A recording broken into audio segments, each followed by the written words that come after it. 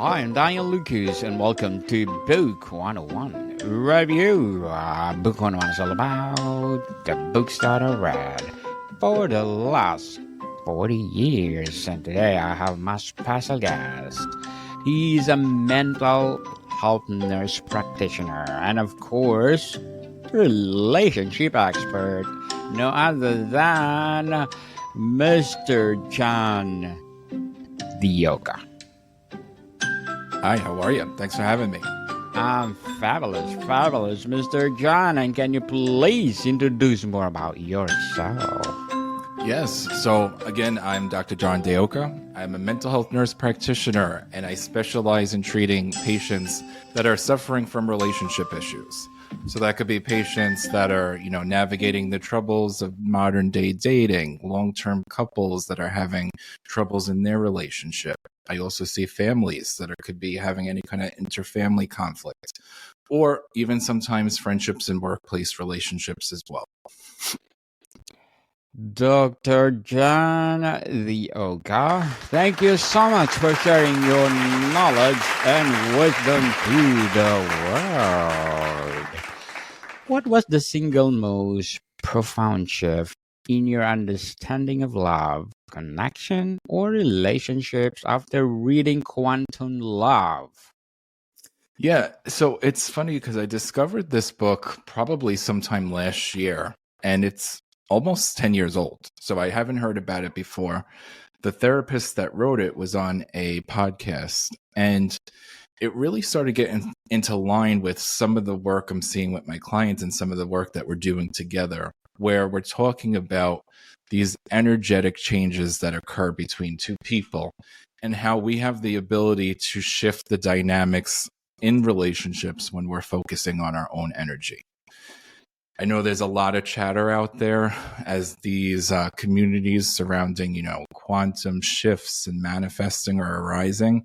So there's a lot of, discussion around, what's pushed out, how do people respond to me? And I do think there is some correlation to what we're seeing in relationships and how we show up and how our expectations are and what our beliefs look like as well.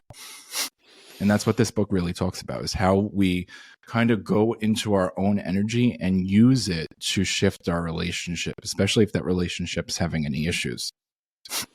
Is it Laura Berman, the author for Quantum Love? Yep, Laura Berman. Yes. Awesome. Congratulations, Miss Laura, for sharing your quantum love to the world. How has the book changed how you perceive and manage your own emotion or emotional and energetic state in your close relationships? Yeah, I think, even with myself, I come from a family where we lost our parents so young, and sometimes there's a lot of conflict between myself and my siblings. So even kind of like going inwards and doing, energy work on myself, or having energy practitioners work with me to kind of release kind of old wounds or unstuck energy, kind of helps shift things and move things along, especially when there's conflict. So as much as we're doing, emotional check-ins, which is something I would work with my clients regularly, it kind of goes hand in hand with our energy because, emotions typically, our understanding of them on a quantum level, our emotions are energy in motion. So kind of understanding what our emotions look like on an energetic level. So that's really kind of what this book has kind of transpired me taking into my own life and actually putting into my clients as well. Interesting indeed, Dr. John. And how has the concept of quantum loving yourself first impacted your self-talk, boundaries, or sense of worth? Yes, I think, this is going back before I was even working in this relationship space. And this is kind of like a retrospective discovery of probably when I was going in my 20s and navigating difficult relationships and selecting partners that weren't the best for me. But you could kind of go back and see where your energy was in terms of like what beliefs was I carrying? What old programming was running from my childhood in terms of like maybe wounds that were running about where my self-worth was and so forth. And I kind of slowly began to piece how I shifted out of that over, several years. So taking that and kind of moving it forward even more as we're always working on ourselves and always working on our relationships, because when we come out, obviously as infants, we're always taking in things. Our subconscious is always absorbing things. It's always listening. So it's our jobs and also our privilege and our gift to take what resonates with us and kind of leave the rest and kind of move forward and kind of get rid of all that old programming that we don't want to hold on to anymore. And that's not serving us and could be possibly leading us away from the life that we want to live and the relationships we want to have. Dr. John, if applicable, how have ideas about quantum lovemaking influenced your intimate relationships? Yes. So really kind of taking ownership of yourself and what you're bringing to that relationship. So with, me and my own relationships, there's always some kind of exchange that you have going on with that person or that partner. And there's always some kind of place of your behavior, your energy, your intentions, and what's causing that dynamic to shift, whether it's in a good way or a bad way. So using this book, well, obviously we want to use that energy to shift things in a good way. So maybe we might be seeing things, and this is more rhetorical, but maybe we might be projecting old wounds or old history with other people and, patterns of distrust on our, prospective partners. Kind of being introspective in that moment. And I've done this myself where it's like, is this something present for me? Or is this something that's old, that's just kind of running unconsciously, that I'm using the opportunity to create awareness now, and then I'm going to use this energy to kind of release it finally. Finally, release it, people, release it. And Dr. John, has quantum love changed how you view past relationships or patterns? Absolutely.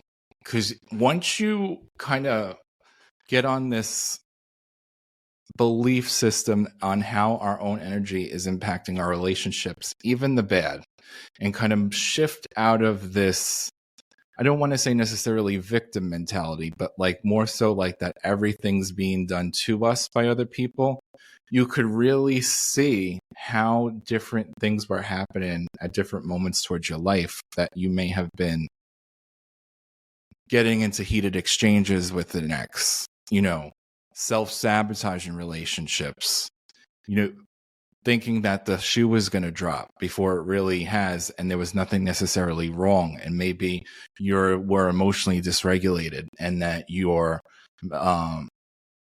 safety alarm system was up and it didn't need to be because of all your past trauma with any kind of relationships or with any exes that you were having before. So once you kind of buy into like, you could use this and be empowered and moving forward in your relationships, you could see how it affected the past and kind of work backwards until going forwards into what you want. Dr. John, which concepts from quantum love seem to resonate most powerfully or create the biggest aha moments for your clients? I think the biggest aha moment, but it's also the biggest shift, is the ownership of what you're able to do and how much power you have to shift your relationships. So when you start seeing your partner in a different way, so maybe you're looking at them as a lazy person, and then you start to kind of shift out of that and see, because everything that we're looking at is, just one lens and what we're choosing to focus on. But if we choose to shift our focus onto, maybe how goal-oriented versus lazy they are in different areas, you could see how that relationship might shift. And this is a lot of work because we're really doing a big paradigm shift in this. But once you get there, it's a big, big aha moment. And it's also like this huge sigh of relief and a big weight off your shoulders when you could kind of see how much freedom there is and how much ease there is to move about your relationships once you kind of figure out the process, and then you can navigate it a little more easy. That doesn't mean there's no more conflict or there's no more hardships in relationships, but you know your process of going inward and handling it versus kind of shooting everything out and having everything go, and blame towards the other person or fixate or worry about or direct all your energy towards them versus inside. Indeed, aha moment. Has the book inspired you to incorporate more experiential or somatic techniques alongside traditional talk therapy? Yeah, I think there's a big shift with therapists incorporating somatic techniques, but also with patients seeking them, because we're starting to become more aware of how emotions affect our physical body now. Especially, I would say, in the last 5 years since COVID, it really raised patients' mental health awareness. So doing, this energetic / spiritual work, it almost is parallel to psychology and psychiatry. And it's giving patients that holistic approach to kind of move forward and reach their goals, in this case, in their relationship space of the mental health world. Mental health world, indeed.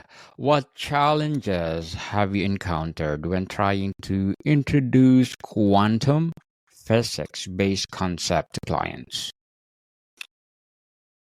I think the biggest challenge is those that are not on board with this, because it could be very woo-woo, and it's not something I'm introducing to everyone. But I think more and more people are gravitating towards this kind of stuff. So I think it's a little on the new age side. So those that are, operating from the fixed mindset or very, very rooted in old school ways, they're going to be a little more challenged with this or might have more resistance.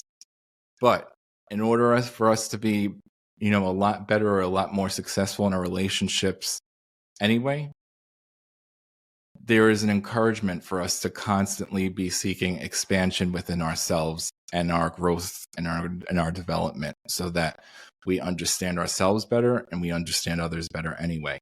So ultimately, incorporating this work into daily practice or into your relationship practices would be beneficial at some point, if you could get there along your journey. Dr. John, can you identify any observable changes in client outcomes in terms of communication, deeper connection, or faster conflict resolution that you attributed, at least in part, to integrating quantum love principles? Yeah, I think kind of going on that example that I shared, where we're shifting what we're focusing on with our partner. So let's say our partner's getting on our nerves or maybe being a little annoying to us. If we start to fixate on how loving they are or how the relationship has benefited us, and really go into gratitude and appreciation towards this connection, this book calls out all these different emotions on the spectrum, and like what raises your energetic frequency to a higher level. Gratitude, of which I believe is one of the highest vibrational frequencies there is to kind of make some of these changes. You'll see how that kind of impacts the relationship, and where you may have been very, aggravated, annoyed, or, easy to kind of stir initially, then you start looking at this relationship with more tenderness, more care, and more appreciation. If that's what your ultimate outcome is, of course, too. Was there a concept or tool in the book that you initially thought was primarily for personal use but found so surprisingly applicable in your professional work? I think the whole book was for my personal use, too, because this was just for my understanding. I will say, as I have been growing in my own career and expanding and have started writing and speaking on podcasts and things like that, it's only as my career has been expanding and into start incorporating concepts like this and seeing patterns that are arising, like noticing how energy impacts relationship and how emotions are so hand in hand with energetic frequencies, that while I read this for my own interests, now it's like, how can I evolve as a provider and really kind of use it with my clients that are willing to come on this energetic journey of bettering and improving their own relationship dynamics. Very well said, Dr. John. Beautifully articulated. And as a mental health nurse practitioner and relationship expert, what are your short-term and long-term goals? Well, my short-term goal actually is I've been writing a lot. So I just actually released a blog. It's called Life with Dr. D, about a couple of months ago. So I'm super excited about that, where I have a weekly blog entry in the lifestyle space. So more and more in writing on the short-term side, and definitely more speaking, working with my clients, expanding my business, and, potentially just trying to impact greater and bigger audiences on the long-term side, helping people get better in their relationships and connect better with themselves and with others. Good luck to your goals, Dr. John, and looking forward for more success. And what would be your piece of advice for those people out there who want to be a relationship expert like you? Take in all you can. So soak up all the knowledge that you can, look into sources that you would never even think possible. And the good thing is, everyone's practicing relationship skills because we're all dealing with relationships. So the more successful or the more growth that you feel like you have in this area, if you feel like this is your expertise, then pursue it, because that's kind of how it happened for me. Initially I was practicing in plastic surgery. And then I shifted into becoming a mental health provider based on working with patients that were suffering from disturbed body image. And we were talking so much about relationship issues that I kind of transitioned, slowly into the space and winded up being where I really felt I should be.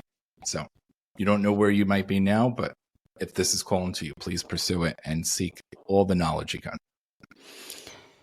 Dr. John, thank you so much for your advice. And are there any aspect of the quantum love framework you find challenging to fully embrace or implement?